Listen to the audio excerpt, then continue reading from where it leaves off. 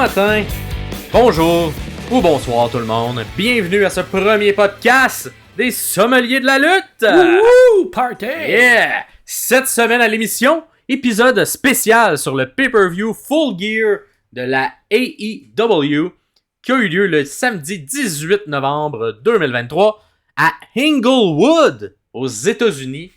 Et ça avait lieu dans le bâtiment qui s'appelle le Forum Kia. Peux-tu croire, Pierre? Ici, Max Perriard. Et je suis en compagnie de mon co-animateur, Pierre Gastonguay. Salut, Pierre! Salut! Ça va bien? Ça va très bien toi-même. Yes, ça va très bien. Comment a été ta semaine, toi, Pierre? Très belle semaine. J'ai été en fin de semaine dans un chalet, en fait, avec la famille. Fait que ça close très bien cette semaine-là de travail, d'humour, de lutte et de plaisir. Cool. Moi, de mon côté, j'ai parti une nouvelle soirée dans le coin de la salle. Fait que je faisais ça hier pour la première fois. Comment ça a été? Je recevais entre autres Coco Bilbo en headline. Fait que Cool.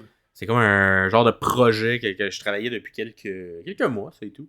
Fait que c'était assez intense. Puis à la fin de... Bref, sans rentrer dans les détails, on enregistrait aussi un podcast à la fin de la soirée. Ouais. Ce qui fait que je pars de... Vendredi, j'avais 0 podcast. Ouais. Aujourd'hui, je suis rendu avec 2 podcasts. 2. J'anime. Fait que gros week-end. Gros week-end de job. Puis c'est ça, là, la semaine prochaine également. À mon autre job de vie, je travaille à une fondation, puis j'organise des événements de financement. Fait que c'est un des gros événements qui se passe. Tu dans l'idée de partir un podcast à ta job? Chris, il y en a déjà. Vous pouvez les écouter, c'est sur la santé mentale. Mais c'est pas moi qui les anime. Ok. Fait que Fondation Jeune en Tête, si jamais vous voulez avoir de l'aide pour les ados en santé mentale. Fait que ça ressemble à ça, moi, ma semaine. Fait que c'est quand même intense en ce moment, mais bon, Noël arrive dans pas long. Fait que on continue de grinder. Ben oui, pis c'est novembre pour tout le monde présentement, là. Fait c'est que on va passer au En travail. fait, pour ceux qui vont nous écouter, est-ce qu'on est encore novembre? Je pense que oui. On est supposé sortir le 30 novembre, l'épisode qu'on enregistre ensemble. Ouais, exactement. Fait que c'est encore novembre une dernière journée pour... Absolument. Mais les sommeliers de la lutte, on est là pour mettre un peu de joie, un peu de lumière dans ce mois de novembre plus gris. Et que on a un bel épisode en avant de nous autres. Hein? Bel épisode spécial, donc qui va être consacré uniquement au pay-per-view Full Gear. Voilà. Donc, tout d'abord, avant de commencer, on va y aller avec un peu des petites chroniques amusantes, ou pour en apprendre plus sur ce que c'est la lutte. D'un coup que vous nous écoutez, puis vous savez jamais écouter la lutte. Alors, d'abord la chronique Lexique, on dit, je sais plus. Je pense que c'est lexique. Ok, on apprend un mot, en gros. Puis le mot de cette semaine, c'est ça. Le mot de cette semaine, c'est lexique, tout le monde. Alors, le mot de cette semaine, dans l'univers de la lutte, ça va être gimmick. Alors, je vous ai fait trouver une petite définition du mot gimmick. Alors, c'est un personnage dans la lutte ou une identité qui est adoptée par un lutteur ou une lutteuse qui souvent est associée à un look ou à une personnalité distincte. Fait que c'est comme un mix de personnages, mais le mot gimmick peut être également appliqué à des styles de match. Fait qu'on avait appelé ça un gimmick match. Fait que ça va être un match qui a ses propres règles à lui, qui rentre pas dans un cadre normal comme à l'habitude. Donc, un gimmick match. Il peut y avoir également des pay-per-view qui ont une gimmick. Fait que, entre autres, à la WWE, tu as des pay-per-view qui ont, par exemple, Elimination Chamber. Là, c'est celui qu'on va parler dans le prochain épisode. Il va y avoir War Game, qui était tourné autour de Survivor Series. Fait que ça, également, c'est des gimmick match. Puis le pay-per-view est un peu tourné autour de ces gimmicks-là. Rajouterais-tu d'autres choses, Pierre, sur le mot gimmick? Dans la lutte, tout est un peu gimmick. Donc, tu peux avoir même des accessoires qui sont gimmick, comme du barbelé. Ouais, effectivement. Où les bouts pointus sont en caoutchouc. Fait que ça, c'est une gimmick, c'est un accessoire gimmick, une gimmick chair ou une chaise qui a été gimmick où il y a un faux métal où il y a une shot qui est donnée. Ça s'est déjà vu pour idéalement pas avoir de concussion. Ou quelqu'un qui sort tout le temps la même arme, là, tu sais. Qui avait ça? Mais tu sais que c'est comme propre à lui. Là, mais c'est comme une adaptation. All Snow avec sa tête en styrofoam, Exactement. c'était sa gimmick, ou une gimmick, c'était la tête en styrofoam qu'il y avait. Ouais, donc, exactement. Ça fait que ça va un peu le tour du mot gimmick. Puis on voulait que ce soit ce mot-là cette semaine parce que pour ta chronique, tu vas nous expliquer un style de match cette semaine. Qui est un match gimmick où il peut avoir plein de gimmicks dans le match. C'est un Texas Death Match. C'est ce que je vais vous parler aujourd'hui. Parce que le Texas Death Match, en fait, c'est un dérivé d'un match qui est un peu le Last Man Standing Match où la dernière personne qui reste debout match. Ça me fait bien rire de traduire l'anglais au français. Le Last Man Standing Match. Ça serait le match de mort au Texas. Du Texas. Comment je l'ai traduit? Je me souviens pas. Le Last Man... non, ça, je l'ai pas traduit. Ça, c'est le match de la mort du Texas, finalement. Le Last Man Standing Match, qui est à la base un peu du Texas Death Match, ça se finit pas comme n'importe quel match. Un match normal va se finir avec un tombé de 3, donc les 2 épaules par terre. Il y a un pin qu'on appelle 1, 2, 3. Le match se termine, il y a un gagnant. Le Last Man Standing Match, ou le match avec la dernière personne qui reste debout match, c'est un compte de 10 secondes. Donc la personne doit rester au sol pendant 10 secondes, ou un décompte de 10, c'est pas 10 secondes, c'est vraiment un décompte de 10, parce qu'il y a des décomptes de 10 qui peuvent durer 1 minute et demie, puis il y en a d'autres qui durent beaucoup moins longtemps. Fait que c'est la façon de gagner le match. La différence avec le Texas Death Match, c'est que faut un pin de 3, et ensuite, faut un décompte de 10. On va en jaser un peu tantôt dans le pay-per-view Full Gear, dans lequel on va parler de ce match-là où il y a eu un Texas Death Match. C'est un peu différent. Eux, ils vont plus l'aborder d'une façon du Last Man Standing parce qu'il n'y a pas de pin et de décompte, il y a seulement un décompte. Donc, la lutte, c'est une gimmick en soi où on peut juste faire ce qu'on veut avec les règles, peu importe. On pourrait appeler un deathmatch le match fait des dents, puis on ferait juste tirer des dents de son adversaire. On serait capable de faire n'importe quoi finalement dans la lutte. Fait que le Texas Deathmatch classique, c'est vraiment un pin, donc un tombé de 3 avec un décompte de 10. C'est un Texas Deathmatch.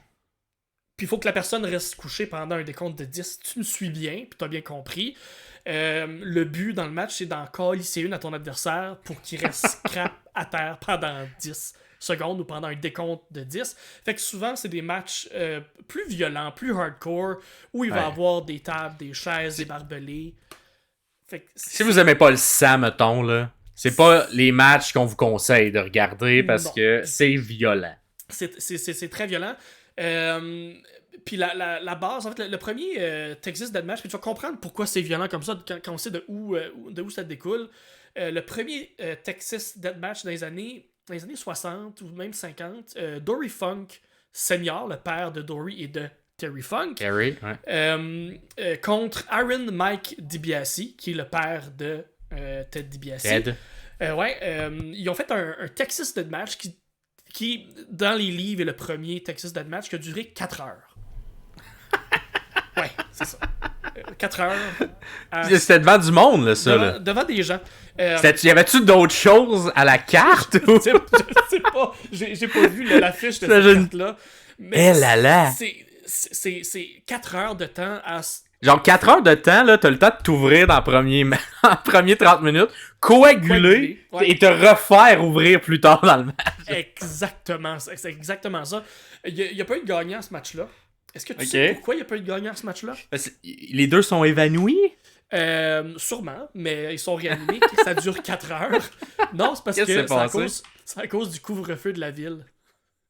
Fait qu'ils ont pas fait la fin. Ils ont pas été capables de se rendre à la fin. Fallait quitter les lieux. Imagine-tu, tu sors de ça, pis t'étais comme, hey, on a vu 2 gars se donner une claque. Mais on s'entend dans ces années-là, la lutte aussi, c'était encore plus protégé. Là, c'est ça. C'était plus proche de la réalité, mais 4 heures de 2 personnes qui se frappent d'en face, je peux croire que tu fais genre, ah oui, ils ont eu mal pour vrai. Ouais. Ça attire... Et là là. Ouais, je pense pas que j'aurais... En fait, j'apprécie pas, règle générale, ce genre de match-là, moi, personnellement. Là. Tout ce qui est un peu plus hardcore ou qui me fait un peu grincer dans les dents, c'est pas les trucs que je préfère à la lutte. Mais 4 heures de ça, j'aurais pas acheté de billet. Je te le garantis. Mais imagine la personne qui sait pas dans quoi s'embarque. T'as il y a de la lutte, puis on va aller voir ça. Puis là, t'arrives. Puis là, au bout de 45 minutes, c'est comme c'est le fun, mais. Moi, je travaille demain. Moi, faut que j'aille nourrir ma famille. Faut que j'aille, je sais pas, moi, j'ai une vie. 4 heures de ça. À noter que les fils Funk, Dory Junior et Terry ont continué la tradition. Eux, ils en ont fait un de presque 3 heures dans les années 60. Fait qu'ils ont comme continué la tradition. Puis là, tu te dis, mais pourquoi un Texas Deathmatch? Dans quelles circonstances on fait un Texas? Pourquoi on se rend jusque-là? Parce que c'est ça, on s'entend, ça a l'air d'être quelque chose...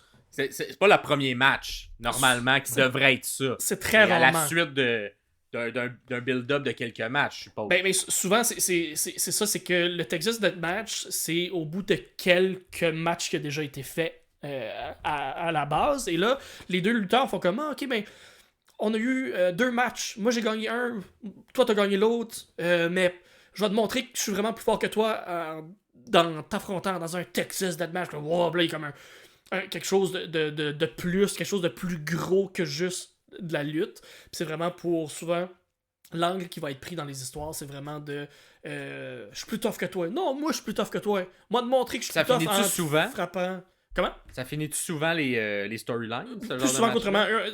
Ça finit les histoires souvent parce que c'est comme le point d'exclamation à la fin d'une histoire en deux. C'est le match décisionnel qui font que ok ben t'es plus tough que moi ou si c'est le méchant qui gagne souvent t'as triché de façon plus smart que moi. Fait que c'est ce qui fait le tour. Pas mal. Le Texas Deathmatch qui est à la base un match violent, qui est un compte de 3, un décompte de 10. Mais on peut l'approcher comme on veut si on veut seulement faire un match au Texas puis appeler ça Texas Deathmatch puis finalement c'est 2 personnes qui chatouillent. Ça peut être ça aussi. Moi, c'est quelque chose que j'ai pas vu. C'est quelque chose que j'ai pas vu souvent, moi, pour vrai. Là. J'en ai vu quelques-uns à travers les années, mais c'est rare que ça arrive au niveau des grandes fédérations, vu que justement, il est un peu plus violent. La WWE, dans les dernières années, va un peu s'éloigner de ça, de tout ce côté-là. Violence. Donc, je pense pas que j'en ai vu un à l'intérieur de la WWE. Il y en a eu quelques-uns dans des house shows. Dans des house shows, ok. Donc, pas télévisés, puis pas dans des... Début 2000, fin 90. Ok. Donc, pas dans l'ère moderne, si on veut, à partir du tout. Ceux qu'on a vus, on en a vu à CGW, Game Changing Wrestling, dans les dernières années. Puis là, ben, il y en a eu 2 ou 3, même dans les derniers 2 ans à AEW avec Hangman Page, qui a la gimmick, quand on parle de gimmick, d'un cowboy, Texas Deathmatch. C'est un peu tout ça aussi qui aide à avoir ce genre de match-là à la AEW, entre autres. Et vous allez voir, on a de la suite dans les idées, parce que pourquoi on a décidé de vous parler de ça? C'est parce qu'il y en a un dans le pay-per-view de Full Gear. Pour de vrai? On s'est dit, hey, on va expliquer c'est quoi un peu l'histoire. Et d'ailleurs, là, j'en profite pour en jaser. N'hésitez pas à faire des commentaires ou à nous dire s'il y a des mots qu'on a dit, que vous n'avez pas compris, qu'on aimerait que pour nourrir les prochaines chroniques sur le mot du jour ou sur quelque chose que vous voulez savoir d'un type de match un peu qu'on vient de faire. Écrivez-nous dans les commentaires qu'est-ce que vous aimeriez entendre, qu'on vous parle, qu'on vous explique. Puis nous, mais ça va nous donner du jus pour les prochains épisodes. Oui. Donc, on tomberait au résumé, à la chronique un peu longue, qui va être l'entièreté de l'épisode, qui va être résumé un peu le pay-per-view Full Gear qui a eu lieu le 18 novembre dernier. Yeah. Fait que, vous allez voir, on va descendre la carte au complet, puis les matchs que les 2 sommeliers que nous sommes avons un peu plus appréciés, on va rentrer un peu plus en profondeur dans ces matchs-là, vous expliquer un peu plus le build-up, comment on est arrivé à ce match-là, mais surtout comment le match s'est déroulé, qu'est-ce qu'on a apprécié de ce match-là, et évidemment comment ça se termine. Donc, on va commencer par le survol. Tout d'abord, on va commencer par le pre-show. Ça te dérange-tu, Pas de problème. Je n'ai pas pris le temps d'écouter le pre-show.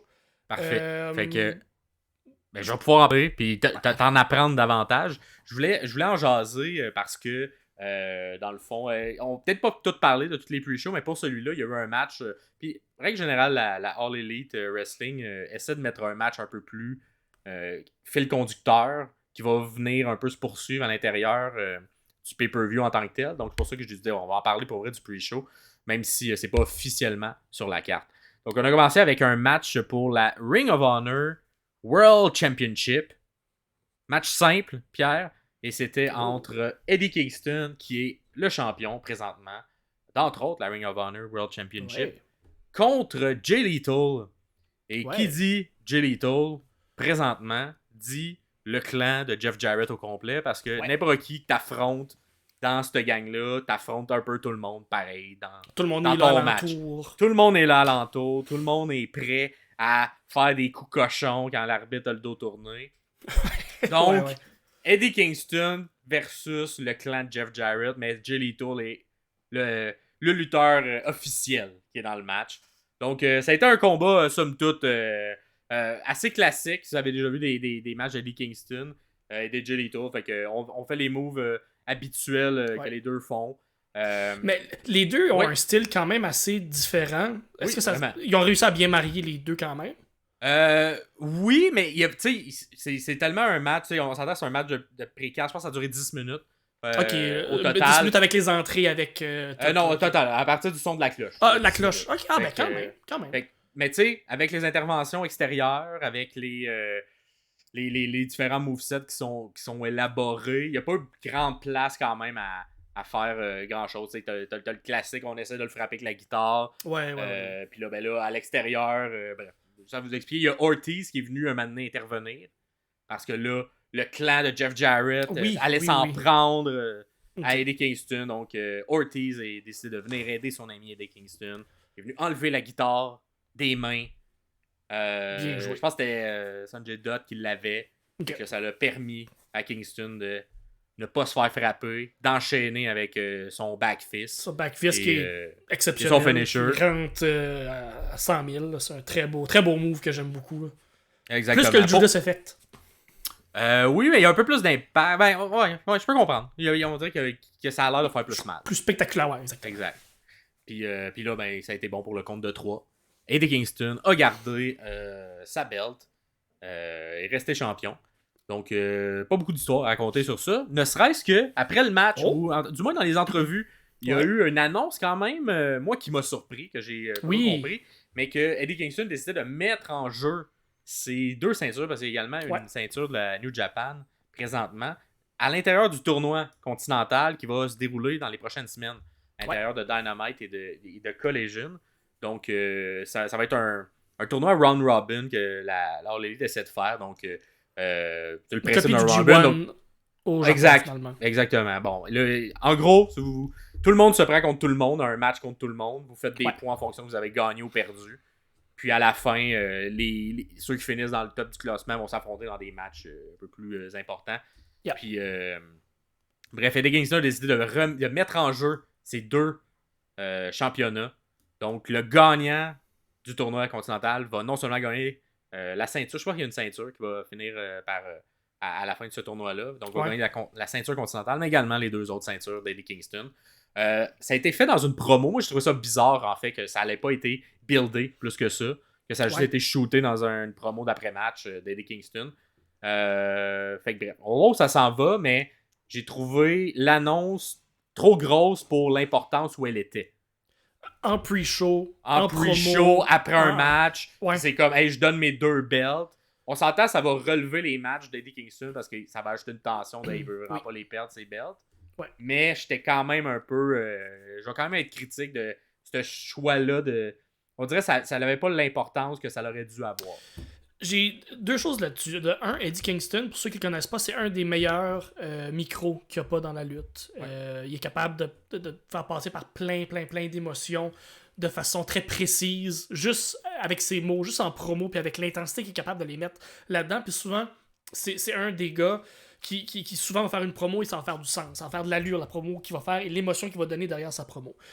Pourquoi tu lui donnes pas un micro à la fin du match? Exactement. Qu'il fasse annonce directement sur le ring. Il est capable, c'est exactement. Il est capable. Et moi, c'est pour ça que cette annonce-là, je trouvais ça vraiment bizarre de la manière qu'elle a été faite, en plus de l'importance. Deuxième chose, est-ce que ça pourrait être le gagnant du tournoi continental? Il se retrouve avec 3 belts. Ouais. Et ça découle du fait qu'on lui a pas encore donné la grosse belt à AEW. Et c'est un peu un baume sur son petit cœur brisé de pas encore avoir reçu la grosse belt. Parce que j'étais certain qu'elle allait être un champion transitoire où Eddie Kingston gagne la belt contre ce qu'il avait avant. Contre. C'était Omega? Non. Qu'il avait avant. Oui, c'était Omega. Qu'il avait avant. La Ring of Honor? Non, la grosse belt, la AEW. Avant. Bref, je le voyais vraiment comme un champion transitoire, puis qu'il allait finir par y toucher. Fait que, est-ce que de lui donner cette belt-là en plus des deux qu'il y a déjà, c'est un peu mettre. S'il la gagne, tu sais, s'il la gagne. Oui, s'il la gagne. Là, après, tu sais, il y a tel. Exact. S'il la perd, moi, je suis comme. Je comprends pas. C'est ça. S'il la gagne, je comprends un petit peu plus, mais s'il la gagne, t'aurais dû faire ça à un Dynamite, prendre un segment micro de 5-10 minutes où il en parle, où tu vois l'enjeu, tu vois l'importance qu'il accorde à ces bêtes-là, puis qu'il accorde au tournoi. Ouais. Là, lancer comme ça, je suis comme, si elle perd, je suis comme, c'est bizarre, mais on va voir ce qui va se construire par la suite. Puis si elle gagne, ben, pourquoi t'as pas fait un segment pour rendre ça encore plus gros? Fait que, petite critique. Peut-être que c'est un manque de temps qu'on a décidé de le faire comme ça. Ça se peut. Mais bref. Ça pour dire que c'est un des matchs. Il y a eu 3 matchs dans le pre-show. On va enchaîner avec le prochain. On avait Claudio Castagnoli en match simple encore contre Buddy Matthews de Dark Order. Donc, deux lutteurs très très bons. Là, très, très potentiel bons à voler un match. Exactement. Voler une carte. Là. Exactement. Les deux très bons. C'était un bon match aussi. Cependant, encore une fois, un peu court dans le temps. Dans un autre 10 minutes. Donc, on sent que les matchs en pre-show sont très timés parce qu'il faut que le show maintenant commence. Puis faut rentrer dans notre temps. Est-ce que c'est le genre de match, vu que c'est sur YouTube, les pre-shows, c'est accessible à tout le monde? Oui, vous pouvez le regarder. Puis le match est bon. C'est ça. Est-ce que c'est dans les 3, puis on va parler du 3e, est-ce que c'est le match que tu dirais à quelqu'un qui connaît pas vraiment ça d'aller voir, juste pour un peu mettre l'eau à la bouche? Pour comprendre la lutte un peu plus technique, oui. Pour c'est quoi le sport, si on veut, la partie un peu plus sport de la lutte. Okay. Je pense que ce match-là est le meilleur des 3. Ça coûte bien. Le troisième le troisième est un peu plus bon au niveau de l'histoire. Donc, pour celui-là, au niveau de l'art, si on veut, d'être sur le ring, c'est un bon match. Ça se termine avec une tentative pour de finisher qui est transformé avec un sharpshooter de Castagnoli. Cool. Qui met puis que là essaie de se défaire, va vers la corde, non, pas capable, finalement il le ramène dans le centre du ring et n'a d'autre choix que de tap out, d'abandonner, et Claudio qui gagne le match via soumission. Pas d'enjeu autre que la feud un peu qui se build tranquillement. C'est comme un slow burn un peu là, entre PCB puis Blackpool Combat puis le House of Black. Ils ont comme un peu, pas dans les semaines, ils se frappent un peu tout le temps. Là. Ils ont comme des matchs qui ça fait comme 6 mois là, qui s'entrecroisent un peu. Dans les dernières semaines, je pense que ça va peut-être se poursuivre un petit peu dans les prochaines semaines, mais peut-être ça s'enligne vers un clan contre clan. On va voir. Ça a des gros potentiels de match, ça ces deux clans-là. Là. Donc, petite parenthèse sur Buddy Matthews, qui je trouve a un talent égal à un Kenny Omega niveau work rate, qui a peut-être pas le charisme ou le mic skills d'être capable de monter plus haut, mais je trouve que c'est un talent trop souvent caché ou trop souvent mid-card qui pourrait monter tranquillement avec peut-être un gérant ou avec un valet, peu importe. Là, ça ferait un bon match avec, exemple, CJ Perry. Je trouve comme singles pour pouvoir monter, puis il était le même aussi quand il était à la WWE sous Buddy Matthews. Je trouve que ce gars-là n'est pas assez exploité à ce qu'il pourrait être. Même chose pour Brody King. On va quand même dire qu'il est mieux exploité, je pense, à la Complètement. Le seul bout qui avait un peu plus shiné à la WWE, c'était dans une genre de feud de semaine entre Reign, justement, puis je trouvais que ça avait été un match extraordinaire entre lui et Reign parce que il bombe super bien, il vend bien, puis Reign, mais là, ça le faisait encore avoir l'air plus fort. Mais bon. Puis après le combat, oui. Castagnoli a voulu lui serrer la main. C'est quand même un move important si tu sais le Blackpool Combat. Mais non, mais aussi Blackpool Combat Club. Oui. Lorsqu'il serre la main après un combat, c'est genre bravo, tu m'as impressionné. Mais Matthews a refusé. Il a quitté. Fait que ça me laisse entrevoir que c'est pas terminé, cette histoire. On va voir dans les prochaines semaines. Et finalement, si on veut, le troisième match, le main event, entre guillemets, du pre-show, que vous pouvez voir sur YouTube. On avait MJF et Samoa Joe contre les Guns, donc Austin et Colton, pour le championnat par équipe de la Ring of Honor. Donc, comme vous savez, le vrai champion, c'est Adam Cole avec MJF. Mais Adam Cole souffre d'une blessure présentement depuis quelques mois, quelques semaines. Donc, MJF continue de défendre la ceinture pour essayer de la garder. Et là, c'était pas... Il fallait qu'il se trouve un partenaire d'urgence. Et là, ça s'est développé à travers les semaines et Samoa Joe lui offrait toujours son aide. Mais en échange d'un éventuel match pour la ceinture principale de MJF, qu'on se rappelle qu'il y a également la ceinture World Heavyweight de la All Elite. Donc, MJF n'a pas eu le choix d'accepter.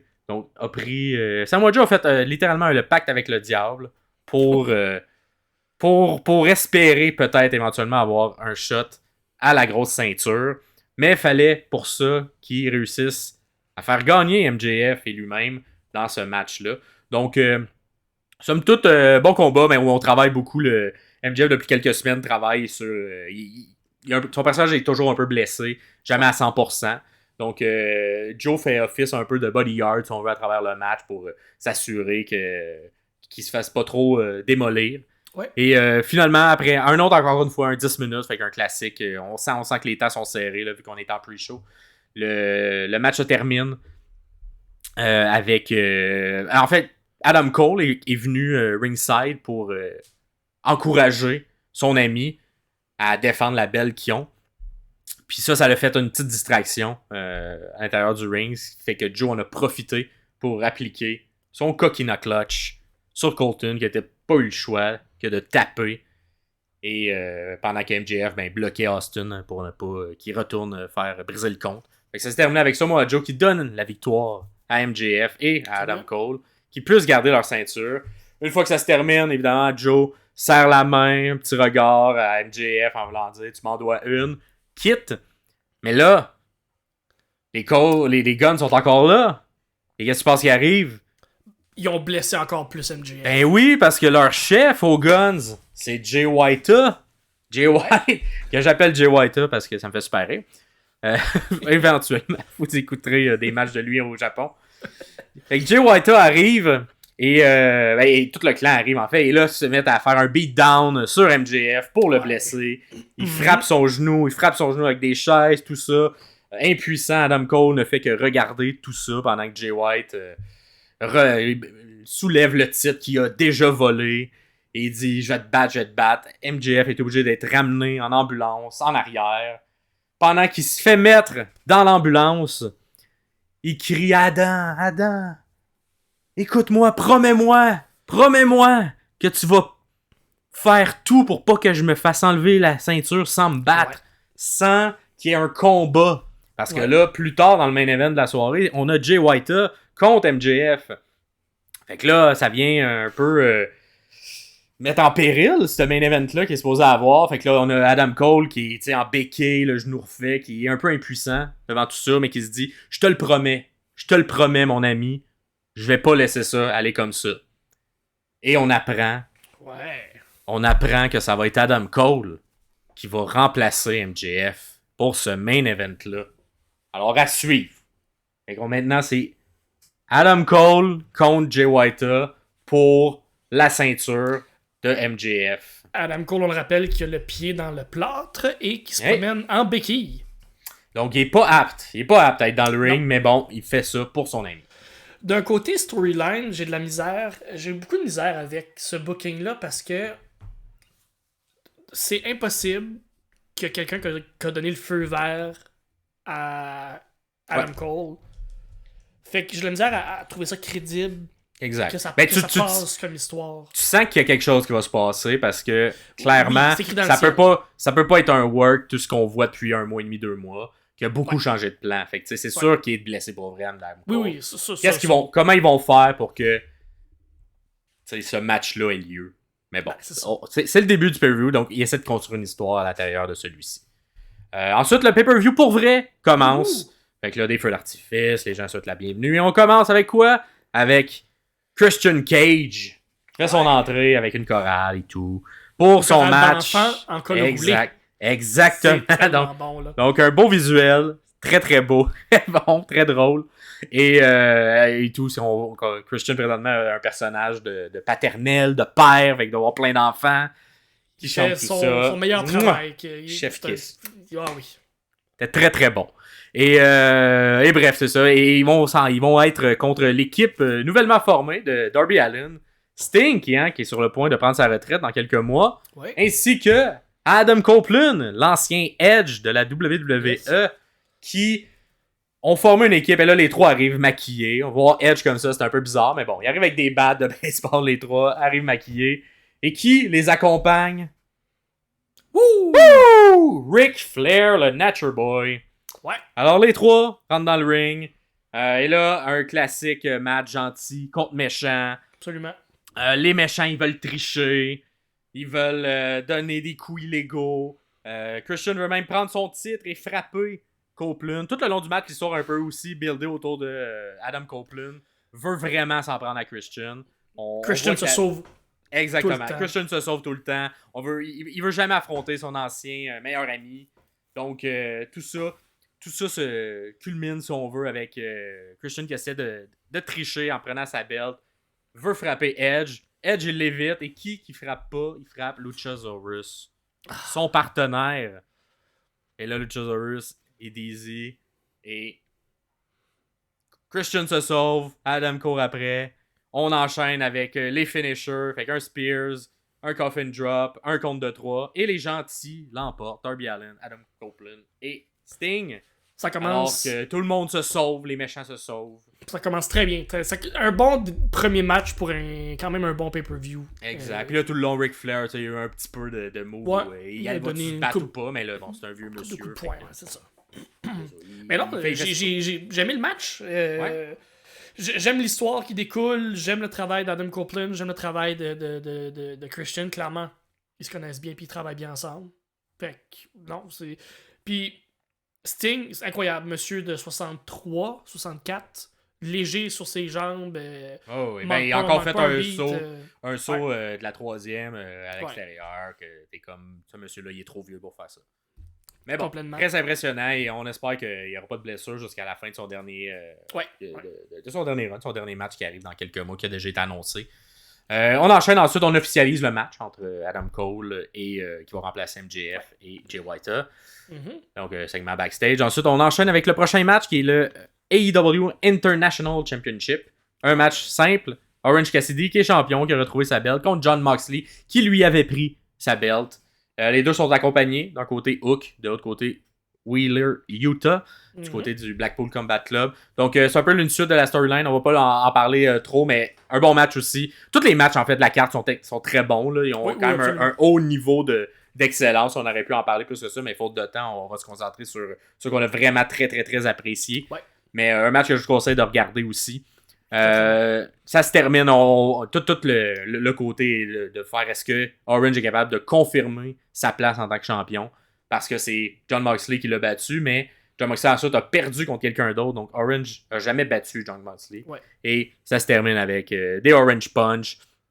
Orange Punch, 4 ou 5. Ouais, beaucoup d'Orange Punch. Suivi d'un Beach Break pour le compte de 3. Orange Cassidy garde la ceinture et confirme sa place. Parce qu'il quand même, il devient un excellent champion international de la AEW. Là, vient cimenter un peu sa légende autour de cette ceinture-là, avant qu'il la perde, puis qu'il y ait un peu le clusterfuck avec Phoenix puis avec Moxley, cette ceinture-là filait presque plus grosse que la World à MJF, je trouve, à un certain moment. Il y avait un prestige autour. Le prestige autour, le working horse qui était Orange Cassidy à ce moment-là. À chaque semaine, il était là pour te défendre. cette ceinture-là. Fait que tant mieux s'il est capable de continuer ce legacy-là avec ça, de faire une autre belle run avec ça. Ouais. Prochain match, AEW Women's Championship. Yeah. Alors, on a l'éternel, le timeless, ça serait l'éternel. L'éternel, Toni Storm, accompagné de son majordome, Luther, contre la championne Hikaru Shida. Donc, bref, pour ceux qui ne connaissaient pas le personnage, la gimmick de Toni Storm présentement, un peu à la Marilyn Monroe, tout ça, c'est en noir et blanc quand elle gagne. Donc, un bon match quand même, qui est également au même niveau que les autres du pay-per-view. Ça se termine avec un hip attack, avec une espèce de... Elle s'est fait remettre par son majordome une plaque ça ressemblait de métal, une petite poêle. Une petite poêle, genre, je sais pas trop, qu'elle a mis en dessous de son costume, à la hauteur du cul. Elle a fait son hip attack. Frappe. Sweet cheek music. Ouais. Frappe d'en face Shida. Donc, un peu en trichant, parce que t'as pas le droit d'utiliser d'armes. Et ça fait le compte de 3. Et on a une nouvelle championne, Timeless, Toni Storm. Doublement championne. Oui, doublement championne, son deuxième règne. Premier qui avait été un peu aussi bizarre. Ouais. Parce qu'elle avait pas le même personnage, donc ça l'avait moins élevé. Mais là, je pense, un excellent personnage, une belle célébration en noir et blanc. Donc, bon petit match. Et là, t'as sa groupie, Mario May, qui arrive et qui va lui porter des fleurs en guise d'exploit d'avoir gagné cette ceinture. Absolument. Très bon match, deux très très bonnes lutteuses. Une fin... Une bonne fin. Je suis pas fan de fin gimmick comme ça, mais celle-là, ça fonctionnait. Puis, non, je suis bien content que ce soit Toni la championne. Shida, je l'aime comme babyface qui court après le titre. Je pense pas que c'est nécessairement une si bonne championne, mais une excellente lutteuse. Une des meilleures lutteuses féminines du côté de la AEW, c'est certain. Fait que, oui. Mais deux lutteurs, j'apprécie beaucoup. Ouais. Ah, complètement. Ensuite, on enchaîne avec le Tag Team Championship de la All Elite. Yeah. Alors, on a les champions qui sont Ricky Starks et Big Bill. C'est un ladder match à 4 équipes. Donc, on a là, attention, je ne parle pas cette langue, mais la faction Ingorbenable de Rouge et... c'est bien dit. C'est bien dit, j'accepte. Parfait. Ensuite, on a FTR qui est également dans le match. Il essaie d'aller reprendre ses ceintures. Et ensuite, House of Black avec Malakai et Brody King qui sont là. Donc, un match à 4, un match à échelle. Donc, souvent, beaucoup de spots qui sont dangereux. Beaucoup de rythme aussi dans un match comme ça. Ouais. On va s'en tenir au résultat ou au final. Un classique de fin de match où il y a plusieurs équipes. Là. Tout le monde se fait frapper. Puis là, il en reste 2. Puis finalement... L'autre, il se fait frapper. On peut monter en haut. Et Starks frappe avec les Wheeler et Starks monte en haut. Stark le frappe avec la ceinture et Stark décroche par la suite les ceintures. Donc, les champions restent champions.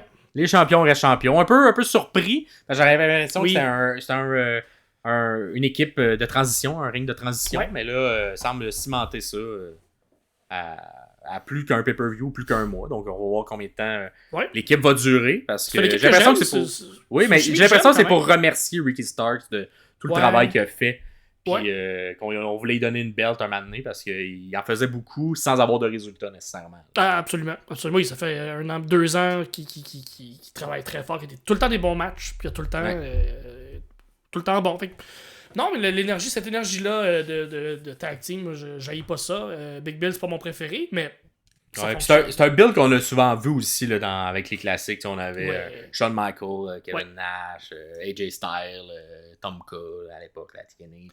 C'est un peu plus petit et Daniel Bryan avec agile. Exact. Daniel Bryan avec Big Bill. Daniel Bryan avec...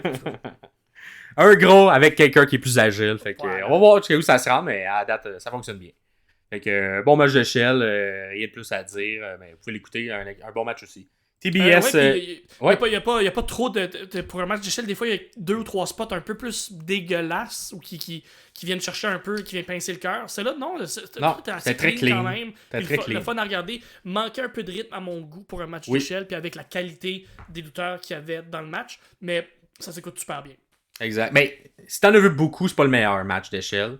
Non. Mais c'est pas un mauvais non plus. C'est juste. Non, c'est ça, exactement. C'est un mid. Il est dans le milieu. Je pense aussi le temps là, qu'ils ont eu. On a quand même eu beaucoup de temps. 20 minutes quand même. Fait qu'il aurait pu, il aurait pu construire un peu plus ça que comment ça s'est fait. Prochain match, le TBS Championship, donc l'autre ceinture féminine. Un match à 3. À trois issues. Donc Julia Hart, Chris Statlander qui est la championne, et que Sky Blue. Donc un match quand même bon à 3. Ils ont quand même j'ai trouvé que la chimie était quand même bonne entre les 3 lutteuses. Pour un match à 3, cependant, je trouvais que c'était un peu court. Ça a tourné autour de 11 minutes le match jusqu'au pin. Fait que peut-être un peu court pour bien le construire. Je pense aussi les Sky Blue et Julia Hart sont un peu plus green, si on veut, là, dans leur processus. Fait qu'on voulait peut-être les protéger un peu de pas trop faire d'erreurs, pas trop faire de spots dangereux. Mais au niveau du choix du booking, quand même une surprise, puisque c'est Statlander qui a tenté de faire son finisher sur Blue. Elle a voulu la couvrir, mais par la suite, Julia Hart l'a pogné avec une close line. Puis Statlander, elle s'est fait sortir. Puis là, c'est Julia Hart qui a fait le cover sur Sky Blue pour le compte de 3. Nouvelle championne. Nouvelle championne. Donc, les deux ceintures féminines, en fait, ont changé de main. On voit que c'est deux personnages aussi qui ont commencé à peu près en même temps. Julia Hart avoir son momentum. Julia Hart un peu plus longtemps, mais le début du momentum de Julia Hart et le début du momentum de Toni Storm se ressemblent beaucoup. Absolument. À peu près au même moment. Fait que là, les deux ont le momentum où ils deviennent championnes au même moment également. Fait qu'on va peut-être comparer les deux parcours.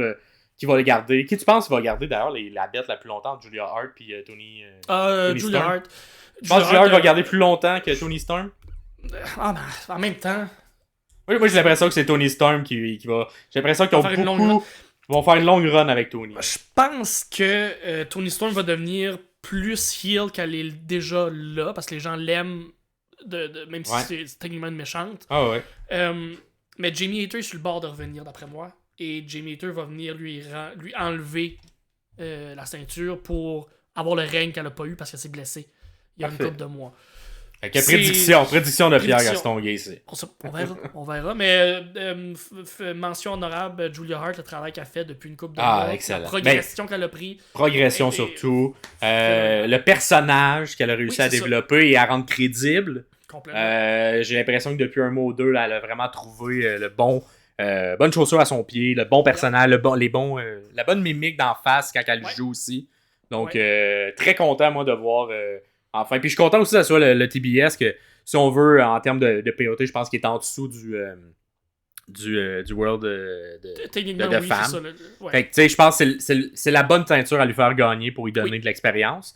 Ensuite, moi, je trouve que il y a beaucoup de mid-card féminins en ce moment qui se développe. Fait que moi, ma prédiction, c'est que Julia Hart, ça sera un règne pas si long que ça, parce que j'ai l'impression qu'il y a d'autres gens qui vont toucher à cette ceinture-là dans les prochains mois, parce que beaucoup de filles le méritent, puis je pense que Julia a encore à travailler sur d'autres choses. Donc, est-ce qu'on veut l'installer comme championne indétrônable pendant longtemps? On vient d'avoir un peu ce truc-là avec Statlander ainsi que voyons. C'est vrai, elle va peut-être. On est dû pour. Ouais. On va voir.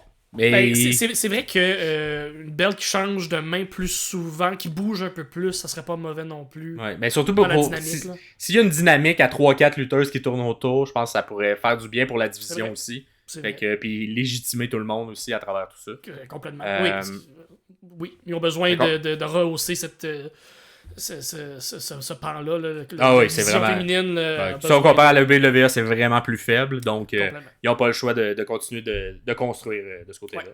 Ensuite, on enchaîne avec une annonce dans le ring. On a Tony Schiavone qui va nous présenter. Hein, ça a été un peu dit toute la semaine. Il va y avoir une grosse signature. Et cette grosse signature-là, c'est nul autre que Will Ospreay, mon lutteur préféré qui n'est pas signé dans les grosses...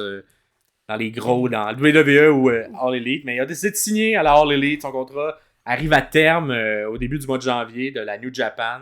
Un long contrat de 8 ans qu'il avait signé, qui arrive à sa fin. Et il était vraiment ouvert à aller n'importe où, mais il a décidé de choisir la All Elite Wrestling. Je pense que c'est un bon choix, quand je connais son style. Je connais également avec le Wembley Stadium qui va revenir en août prochain avec All In. Je pense qu'on va vraiment vouloir construire autour de ce lutteur-là. Il pourrait facilement être celui qui détrône MJF à Wembley ça se en pourrait. 2024. Il se blesse pas, parce qu'il est quand même prône aux blessures, mais ça, on souhaite ça à personne anyway. Non, exact. Blessures, mais, on peut pas le contrôler non plus. Non, c'est ça, exactement. Mais oui, très très bonne signature. Tu disais qu'il était ouvert à aller travailler n'importe où, il était ouvert à retourner au Japon, il était ouvert à Impact, à TNA, même qu'il a participé à un taping puis un pay-per-view qui s'est battu contre... Avec le Québécois? Oui, Speedball Mike Bailey. Un bon match d'ailleurs que j'ai vu. Très bon match. Très bon match qu'on va pas analyser, mais très bon. Peut-être qu'éventuellement on va l'analyser, mais un très bon match. En tant que sommelier de la lutte, je vous suggère d'aller voir le match Will Ospreay contre Mike Bailey. Ça vaut vrai. C'est très très très très bon comme lutte. Fait qu'il a même participé à ce pay-per-view là pour aller voir c'était quoi l'ambiance dans le locker room. Il s'est vraiment ouvert toutes les portes. Puis le choix logique fait que... Je pense qu'il était conscient de la force de son nom aussi. Je pense que c'était vraiment l'agent libre le plus hot que tout le monde voulait signer. 100%. Puis 100%. Je pense que c'est un bon coup de la All Elite d'avoir réussi parce que il y a le style et il y a le look pour réussir aussi à la WWE. Donc je pense qu'il y aurait pas haï ça le signer également de leur côté. Mais tu sais, s'il a signé pour, je sais pas, 3 ans, là, j'ai pas su les détails de son contrat, mais il signe pour 3 ans, il a 30 ans, il arrive à 33, il a appris à travailler à la télé américaine, puis à 33, il va signer à WWE pour... Mais les détails du contrat n'ont pas fuité, fait que je sais pas c'est quoi la durée du contrat, tout ça, fait à voir, mais effectivement, si il est à re-signer dans quelques années, à voir si il va aller essayer d'autres choses, aller voir d'autres choses, mais pour l'instant, il va être à la All Elite, puis j'ai l'impression qu'ils vont construire beaucoup autour de lui. Prochain match, et ça sera un match chronique, ça sera le match qu'on a décidé d'analyser pour ce pay-per-view-là. Swerve Strickland contre Adam Hangman Page.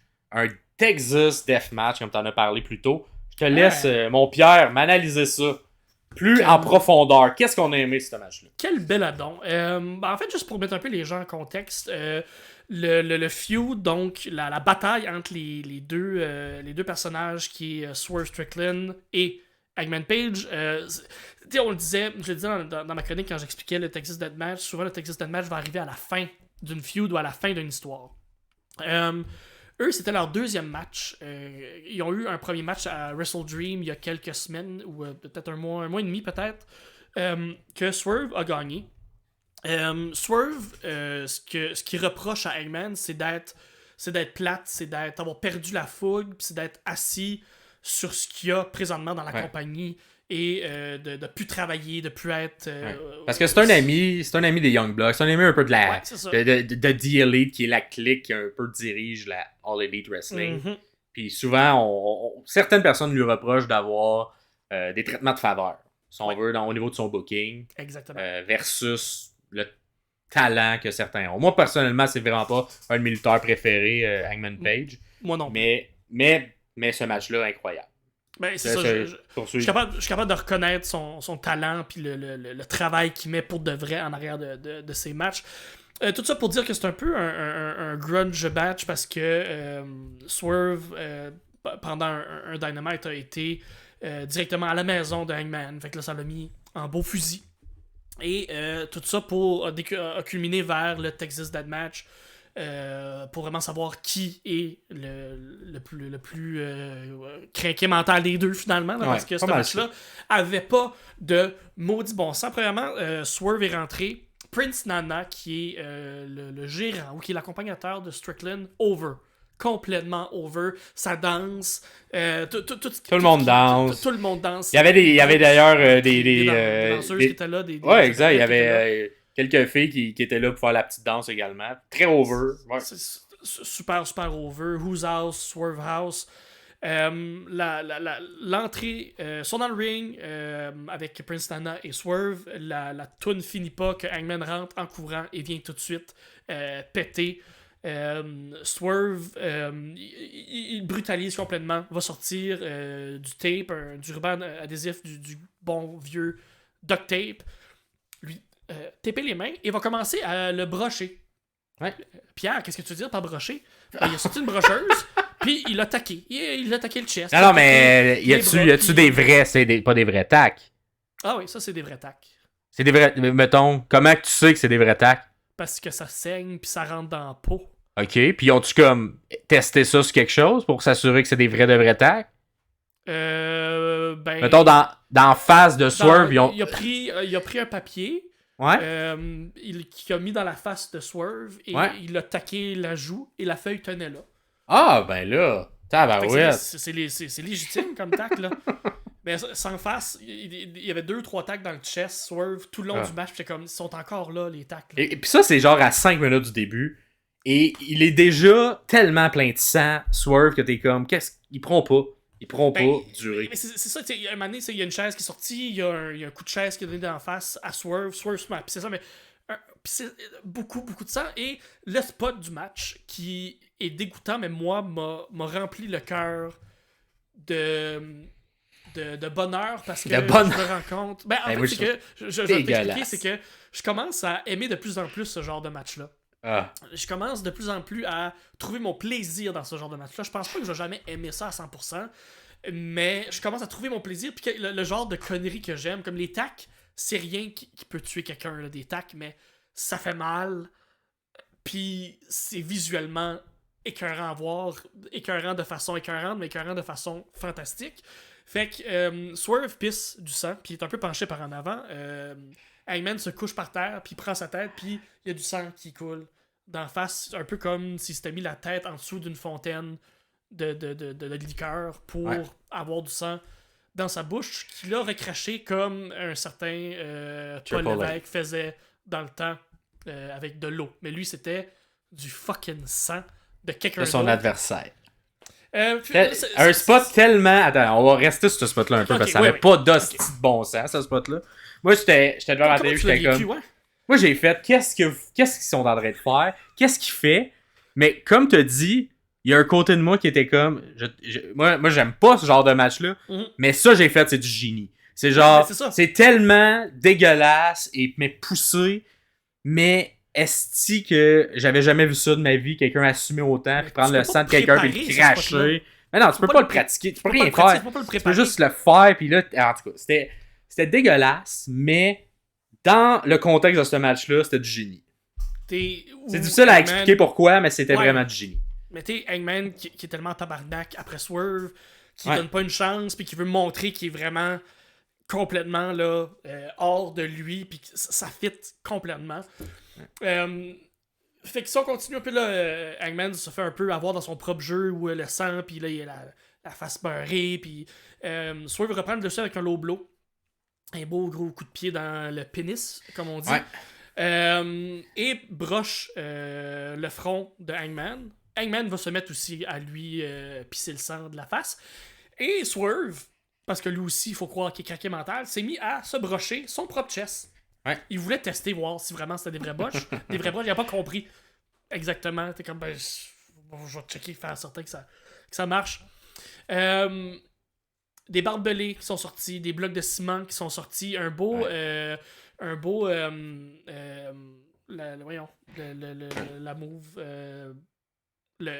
mais qui est pas un genre de souplex de côté. De côté, sur le apron, sur un bloc de ciment. Super bien vendu de la part d'Hangman. Un Death Valley Driver, voilà.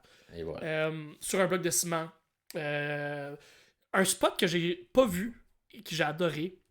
Pas le bloc de ciment, mais après le bloc de ciment, il y a eu un pile driver sur la barricade.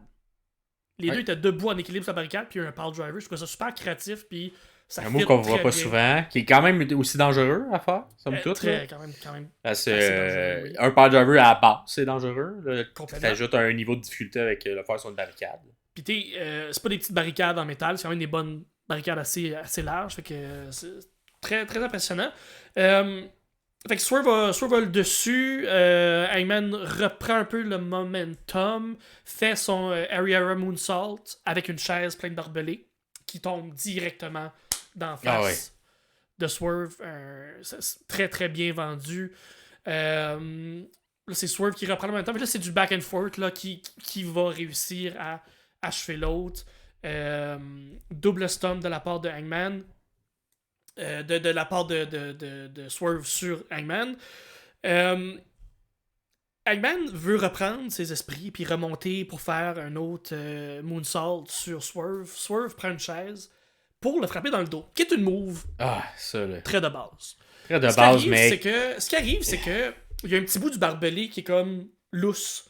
Et ça fait comme un genre de whiplash dans la face de Hangman. Swerve, il s'en rend pas nécessairement compte tout de suite, puis il frappe dans le dos.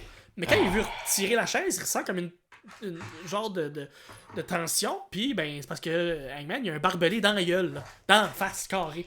Un comme très beau spot que tu peux pas... comme ça? Exactement. Mais c'est du barbelé. Ouais. Et il se fait tirer comme ça. Un spot qui était pas prévu, mais qui a tellement... très dangereux, qui m'a fait beaucoup peur, moi. La reprise était phénoménale. Heureusement, il n'y a rien qui s'est passé, mais ça aurait pu être très dangereux. On peut facilement perdre un œil. Ah oui, un œil ou se faire ouvrir, puis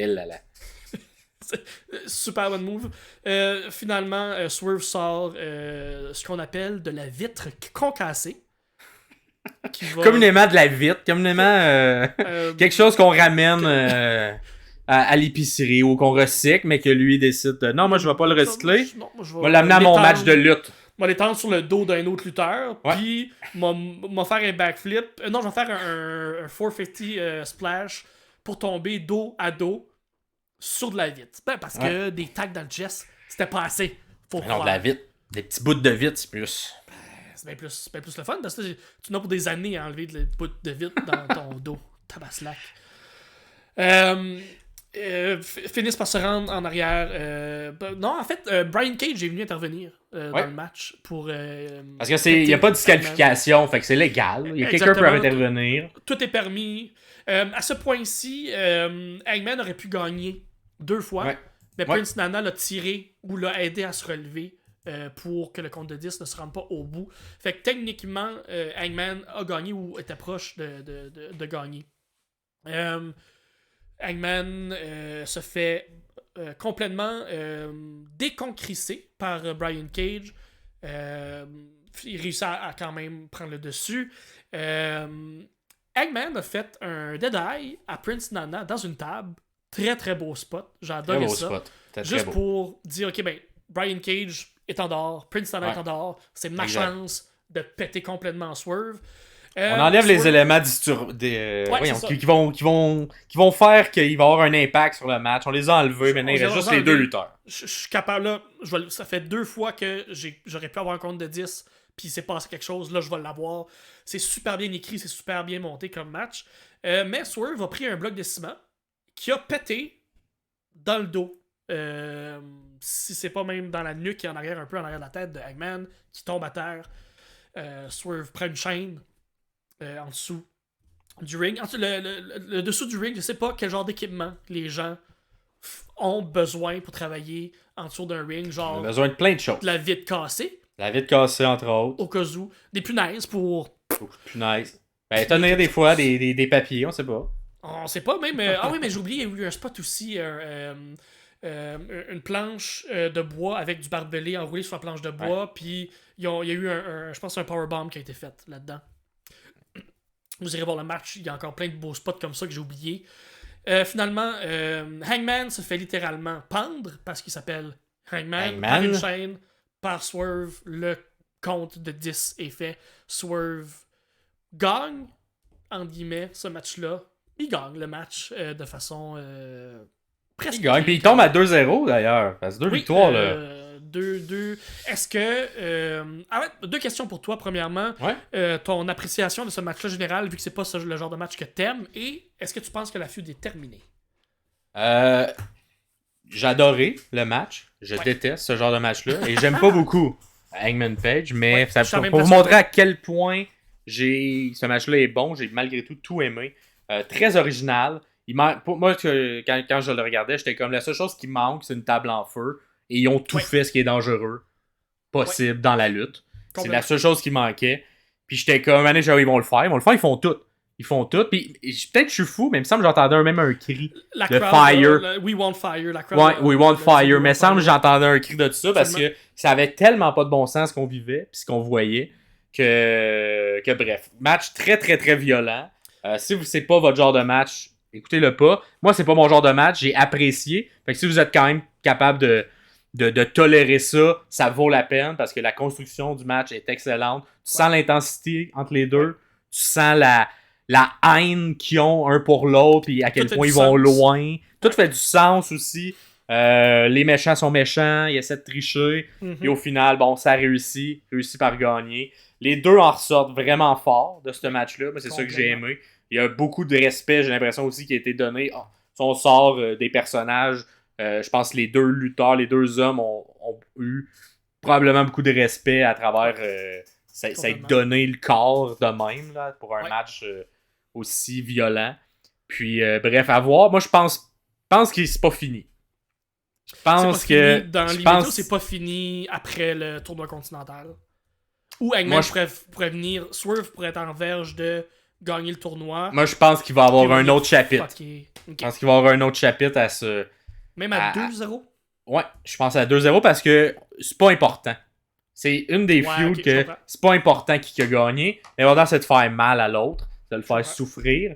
Puis j'ai l'impression qu'ils vont y aller pour... peut-être un... On a eu 2 matchs, peut-être un qui va être un peu plus...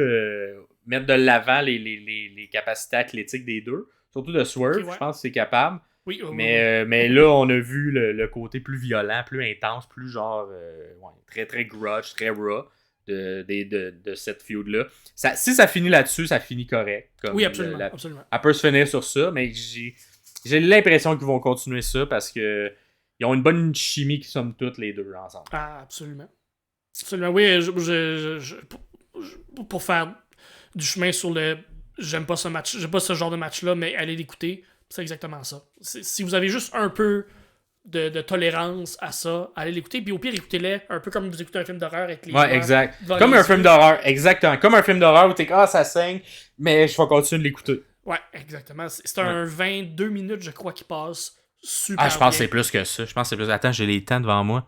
C'est un 30 minutes. C'est un 30 minutes. 30 minutes. Mais ça part, ça coule. Je l'ai réécouté une deuxième fois pour me préparer pour la chronique, puis honnêtement,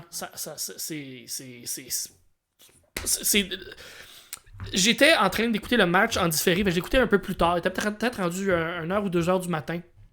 Le pay-per-view était terminé, mais j'ai pris du retard pour le regarder. Je suis un homme occupé. Puis, je commençais à m'endormir. Le match juste avant, qui était le match à trois voix de filles. C'est TBS juste avant. Ouais, ben il y a eu l'annonce. Peut-être l'annonce aussi. Ben, c'est toutes des choses qui me gardaient un peu réveillé parce que le match de filles était excellent. L'annonce, c'était le fun à voir.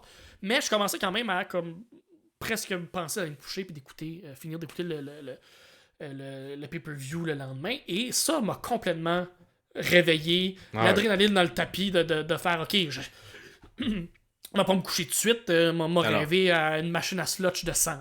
C'est ça qui va se passer dans mes rêves. Fait que je le conseille. C'est mon conseil, c'est le match que je conseille cette semaine. C'est ce match-là. Moi, c'est le meilleur match du pay-per-view. Complètement. Donc, allez l'écouter assurément. Yep. On enchaîne, il en reste 2. Tag team match ensuite, les Golden Jets contre les Young Bucks. On va aller un peu plus rapidement sur ceux-là. Donc, l'histoire, en jeu, c'est un match simple, mais il y a quand même quelque chose en jeu. Si les Golden Jets gagnent, ils gagnent l'opportunité que les Young Bucks avaient d'affronter n'importe où, n'importe quand un match pour la ceinture par équipe. Et de l'autre côté, si les Young Bucks gagnent, les Golden Jets, donc Kenny Omega et Chris Jericho, doivent se séparer, ne plus jamais être ensemble. Fait, moi, je trouve ça intéressant quand on met des petits éléments comme ça qui sont pas des ceintures, mais ça amène un effet de storyline quand même plus loin. Fait qu'il y a quand même un enjeu, même s'il n'y a rien en enjeu comme tel dans le match. Mm-hmm. Et c'était un match, un peu... c'est sûr qu'après le match qu'on vient d'avoir, c'est tough de suivre ça. Ouais. Même si c'est 4 des meilleurs workers qu'il n'y a pas de la compagnie. Ils ont été capables de bien le suivre, mais tu sens la crowd un peu plus fatiguée. Mais le match est bon. C'est juste que c'est tough à suivre un match aussi intense où tu as tellement donné d'émotions dans le match d'avant. Donc, ça... Je suis d'accord, mais je trouve que le match a quand même un peu under delivery, qui a été un peu en dessous des attentes de ce que serait pu être d'un match Bucks, Omega, Jericho. Ouais. Ils sont pas supposés d'aller en bas d'un 4.5 sur l'échelle de Meltzer. Puis, d'après moi, ils ont pas été même pas proche d'un 4. Très bon match, là. Très bon match. Mais rien de révolutionnaire, rien qu'on n'a jamais vu entre ces lutteurs-là. Le petit swerve, là, pas le petit swerve, mais le petit genre de suspense. Est-ce que Kenny va virer contre Jericho? Mais c'est le seul bout, moi, qui m'a attiré dans le match, c'est le V-Trigger à Matt ou le V-Trigger à Jericho. Sinon, bon match, sans plus. C'est ça. On dirait au niveau de l'histoire, ça manquait de fil conducteur un petit peu, même s'il y en avait quand même un gros. On dirait qu'on l'a mal ressenti dans le booking du match. Puis ça s'est terminé avec Omega qui portait un coup de genou à Matt puis qui enchaînait avec son One Wing Angel pour le compte de 3. Surprise quand même parce que j'avais l'impression qu'on allait faire gagner les Young Bucks, moi de mon côté, pour les garder légitimes. On a préféré garder l'équipe intacte qui, au pire, va peut-être se séparer d'une autre manière. Je pense pas que ça garantit qu'ils vont être encore ensemble pendant un an. Mais c'est quand même le fun, par exemple, entre les deux. Moi, j'aime beaucoup ce qu'ils font présentement. Là. Ouais, mais tu sais, je pense que c'est 2 lutteurs solo à la base pour moi. Je pense qu'au niveau du workload, cependant, c'est plus facile d'être en équipe. Les deux sont quand même maganés. Chris est plus vieux.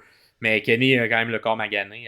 Puis les deux sont dans l'univers de la famille Adam Carlis. Puis il y a quand même beaucoup de. D'ailleurs, moi, c'est peut-être le petit point négatif, je dirais, ce match-là, qu'il y a Don Callis qui vient aux commentaires, alors que la Callis Family n'est pas dans le match.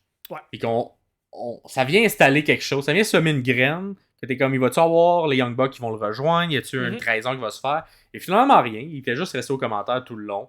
Et il n'y a rien qui se passe. Il n'y a pas de rapprochement qui se fait. Fait que peut-être un peu une opportunité manquée pour moi, de ce côté-là. Ou pourquoi tu l'amènes si c'est pas pour le développer. Fait que peut-être qu'il y a peut-être ça aussi qui me. Moi, ça m'a un petit peu dérangé. Fait que je comprends, mais moi, c'est justement c'est juste de mettre une graine, semer quelque chose, mettre ça là. Carlos est toujours alentour de Kenny et de Jericho. Mais fait honorable au très mauvais jeu d'acteurs des Young Bucks après le match quand ils ont pété leur crise d'enfant roi. Ils s'enlignent vers un personnage un peu justement de bébé gâté d'enfant roi. Oui, mais je pense que j'aime ça.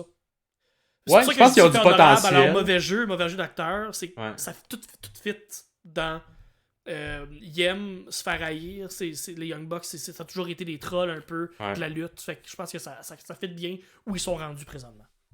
Puis finalement, dernier match, on a Adam Cole contre Jay White en remplacement d'MJF. Bon, le match comment on voit Adam Cole qui arrive en béquille, tranquillement pas vite, il se rend sur le ring. Et là, lorsqu'on annonce le match, qu'est-ce qui se passe? On a un bruit d'ambulance et MJF, comme un héros, revient et fait non, même si je suis blessé, je peux me battre. Mon ami blessé pour vrai ne va pas se battre et vient reprendre sa place. Fait un mini tension, mais on s'attendait qu'on savait pas qu'est-ce qui allait se passer. Là, on y était avec la voix, si on veut, la plus facile au niveau d'écriture. Fait que MJF reprend sa place, mais évidemment, il est blessé au genou. Donc, on aurait aimé ça plus le détailler. Que ça. On vous le recommande comme match. Cependant, on va quand même le garder short vu qu'on est rendu un peu plus qu'une heure d'épisode. Donc, somme toute, MJF qui vend sa blessure au genou tout le long. C'est vraiment le côté. Si vous voulez voir quelqu'un vendre une blessure, c'est un bon match pour voir quelqu'un bien le faire. Tout le temps, avoir mal au genou. Un peu. C'est sûr, des fois, c'est sûr qu'il peut voir ce spot-là s'il a vraiment mal au genou, évidemment. Mais à chaque fois qu'il y a un moment où il pourrait faire un move, puis tu sens que le genou vient l'affaiblir. Et ringside, on a Adam Cole qui essaie d'aider comme il peut MJF, mais souvent, ça backfire. Donc, c'est MJF qui se fait prendre lui-même. Donc, à quelques moments dans le match, ça arrive. MJF, il propose la bague MJF, mais c'est finalement Jay White qui vient la chercher. Tout ça. Les coups... Bref, ça se termine au final avec MJF qui reprend possession de sa bague, qui frappe Jay White pour le compte de 3 et MJF qui garde sa ceinture de champion et qui poursuit son long règne qui est le plus long à la date de la All Elite Wrestling. Moi, c'est une feud que je suis pas déçu qu'elle se termine, que j'espère qu'elle se termine pour vrai. Je pense que c'est le cas. Mais je déteste profondément les feuds qui sont construites autour de je t'ai volé le truc qui t'appartient. Je suis d'accord. Puis... Et moi, ça, je trouvais que c'était un miss opportunity pour Jay White t'as pour essayer de le mettre plus crédible que ce qui est. Lui donner une belt qu'il a volée, je trouvais que ça nuisait, moi, à sa crédibilité. Je comprends pas pourquoi c'est l'angle qu'on a décidé de faire. Et aussi un autre truc, le diable qui arrive jamais, mais qui a été un peu teasé tout le long de cette construction de match-là, mais qui finalement, le payoff va être dans un autre match. Je trouve ça un peu dommage parce que ça a vraiment été construit autour de Jay White. Puis j'aurais préféré que ça soit ça la ligne directrice de cette feud-là entre les deux, plutôt que j'ai volé sa belt à Hat. Qu'est-ce que t'en penses, de ton côté? Je pense que c'est toi qui avait nommé ça quand on en a jasé, parce que même si on fait un podcast, on jase de lutte pareil en dehors des micros, puis tu disais que de défendre ta belt quand tu l'as même pas sur toi, quand tu l'as pas avec toi, ça n'a aucun crise. C'était contre qui? C'était MJF contre Omega. En plus, c'était important, c'était pour comme Omega défendait sa streak, là, le plus long règne, puis là, ça va-tu se passer? Mais t'es comme, il a même pas sa belt il pour rentre défendre. Sans la belt, elle est pas là, le ref peut pas la présenter, ça enlève un décorum, ça enlève une crédibilité, ça enlève... Puis ça enlève un peu de surprise et tout, parce que t'es comme, c'est sûr, ça va pas être ça, puis Omega gagne pas la belt, là, tu sais. Fait que t'es comme, en tout cas, tout ça, t'es un peu critique du choix. Mais le match en tant que tel, le match en tant que tel, j'ai bien aimé le match quand même. C'est sûr que tourner un main event alentour d'une blessure, je sais pas si c'est idéal comme match, mais les deux workers, les deux lutteurs sont capables de le faire, de bien le rendre. Props à MJF qui a couché Jay White sur la table d'annonceur qui a collapse, qui a complètement défait, puis qui a quand même fait le spot. Je pense que c'est quand même, il s'est blessé, je sais pas si c'est un work ou c'est vrai là, qu'il s'est blessé sur ce spot là, mais ça a l'air qu'il s'est blessé. Et mention aussi au cutter qu'il a donné en dehors du ring. Jay White est sur l'apron en dehors du ring et MJF a sauté par-dessus la troisième, l'a pogné en cutter et l'a défoncé sur les... En début de match, hein, ça, je pense. Au milieu, c'est ça. Fait, mais toutes des choses qui ajoutent quand même au match, qui font que c'est un bon match. Mais toute l'angle de la blessure, je suis pas certain, pour ce que je disais en début de podcast, c'est pas vrai qu'Adam Cole est clair pour pouvoir lutter. Il y a une couche un peu futile qui flotte par-dessus cette feud-là, l'affaire de la belt. Ben, si t'amènes un truc plus créatif que juste il revient en ambulance, qu'on a vu beaucoup de fois dans toutes les... Ça a été fait et refait, cette idée-là. Fait que là, je suis comme... C'est ça. On dirait Tony Khan, des fois, dans son booking, je trouve qu'il est super original, mais là, je trouvais que ça manquait d'originalité. Ouais, je suis d'accord. Ce qui était présenté, ce qui était installé, les éléments. Après, le match en tant que tel, une bonne manière un bon match, mais le build autour, un peu moins aimé. Même place, je suis dans la même place. Génial. Fait que, ensuite, merci d'abord de nous avoir écoutés si vous êtes rendus jusqu'ici. Pour Full Gear, vous, c'est quoi votre match que vous avez préféré? Êtes-vous d'accord avec ce qu'on a dit? Êtes-vous pas d'accord? Dites-nous-le en commentaire. Dites-nous pourquoi on n'a pas raison, pourquoi on a raison. Et sinon, qu'est-ce que vous avez passé là? C'est peut-être plus au niveau général, mais au niveau du podcast. Qu'est-ce que vous aimez la formule qu'on vous offre avec des chroniques? C'est certain que c'est un épisode un peu spécial où on s'est concentré plus sur Full Gear. Mais les épisodes plus normaux vont être sous forme de chronique. On va parler de matchs qui s'est passé peut-être dans la semaine, sinon des matchs qui nous ont marqué. On est des sommeliers de la lutte. On veut vous offrir des matchs, des opportunités d'écouter, de regarder des bons matchs. Est-ce que c'est quelque chose que vous aimez, la forme de podcast qu'on fait là, moins collé sur l'actualité, mais qui est plus concentré sur la lutte comme telle. Laissez-nous savoir en commentaire si vous aimez ça, si vous voulez qu'on continue.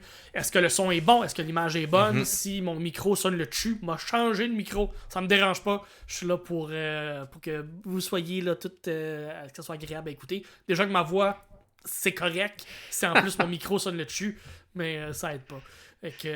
Puis parlez-en à vos amis, aux gens qui aiment la lutte. Comme, je sais pas si vous êtes comme nous, mais nous, on a quelques groupes d'amis avec qui on se partage les trucs de lutte. Fait que si c'est quelque chose que vous avez apprécié, que ça vous tente de faire découvrir, n'hésitez pas à le faire. Ça va me faire plaisir de faire grossir cette communauté-là. Et éventuellement... Des gens qui écoutent pas la lutte ou qui écoutent moins la lutte ou qui écoutaient la lutte, qui l'écoutent plus. Proposer le podcast, on essaie d'être inclusif avec tout le monde, donc autant des amateurs de lutte, autant que des gens qui s'y connaissent moins. On veut vraiment prendre tout le monde par la main, puis rendre ça intéressant, être capable de décortiquer la lutte pour vous. C'est ça. Oui, puis éventuellement, il va y avoir également les questionnaires de prédiction. Ouais. Donc ça, on va voir lequel on va le faire pour eux, mais en ce moment, je pense que ça va s'en aller vers World's End. Donc, End. Le show que la All Elite Wrestling va faire à la fin décembre. Donc, un petit peu avant, on va mettre le questionnaire en ligne. Donc, on aura le temps d'en reparler dans les prochains épisodes. Sinon, pour le prochain, on va se concentrer sur l'autre côté. Survivor Series. La WWE qui a fait Survivor Series. Donc, on va faire un peu le même format. Un épisode spécial où on va juste décortiquer ce qui s'est passé à Survivor Series. Vous dire qu'est-ce qu'on a aimé, qu'est-ce qu'on a moins aimé. Quels matchs on vous conseille d'écouter à travers tout ça. Et faire une analyse des storylines. Quel retour était le plus mémorable? On ne sait pas. Exact. Lequel. Y a-tu eu des retours? On sait pas. On sait pas. Mais... s'il y a des choses qui sont passées, on va en jaser. C'est pas comme si on enregistrait ça le 26 novembre, le lendemain de Survivor Series, puis qu'on l'a déjà écouté. C'est pour ça, on le sait pas. On sait pas. Mais notre épisode sur Survivor Series va sortir le 4 décembre, lundi le 4 décembre. Donc, abonnez-vous au truc. Sinon, c'était Max Perriard ainsi que Pierre Castonguay. Et on vous remercie beaucoup du profond de notre cœur. Très cool que vous nous ayez suivis. Puis à jeudi, dans quelques jours pour un prochain épisode. Ciao, ciao. À lundi en fait. Pas jeudi, à lundi prochain pour le prochain épisode. Bye!